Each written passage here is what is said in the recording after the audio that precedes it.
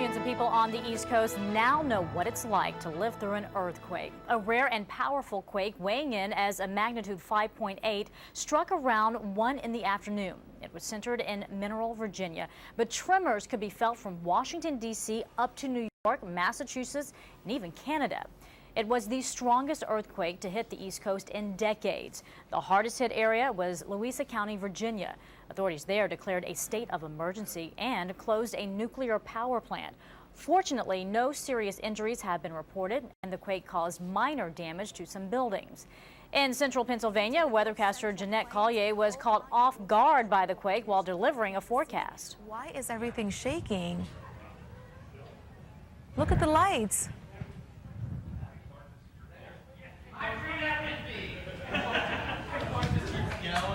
Let me get away from under here. It's like Yeah, that might be a good idea. In Washington, D.C., 3 of the 4 pinnacles on the top of the National Cathedral were damaged. Small chunks of rubble fell to the street below. So for more on this morning, we are joined by CBS News consultant Dr. Christopher Schultz. Thanks for being with us. You're welcome.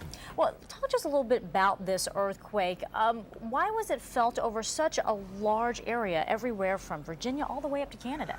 Well, on the East Coast, it's tectonically inactive. It has been for a very long time. So the Earth's crust is cold, and it's very solid and elastic. So the waves propagate a long way. Were you surprised at all how many people felt it?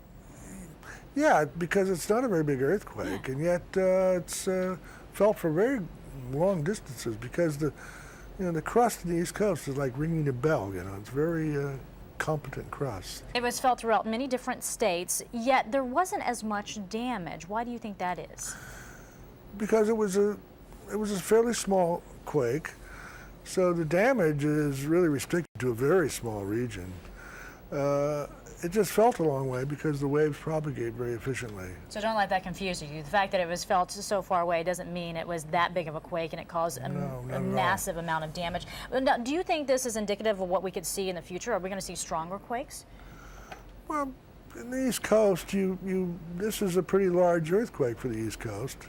It's probably the largest in 60 or 70 years. So they're pretty rare, but they happen from time to time. In fact, for Virginia, where it struck, it was the largest that they have ever seen because it dates back to the last earthquake, which was still, what, a 5.8, 5.9?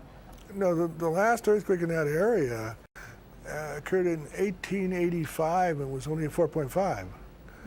So this is much larger than that. But this earthquake occurred in a place called the Central Virginia Seismic Belt, which is a curious little area in Virginia that has earthquakes all the time, and nobody knows why.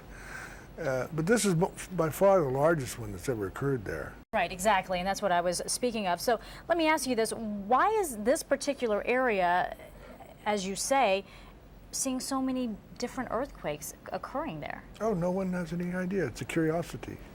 You're the expert in this field. You don't know? No, it's a complete mystery because you see, it's in a tectonically inactive area. It hasn't been active for 100 million years, so there's no exposed faults. It's in the Piedmonts. It's not up in the mountains, so it's all covered with thick sediments. You can't see. There's no rock exposed. You can't see the faults, and so there's no way that you can really understand what's going on tectonically.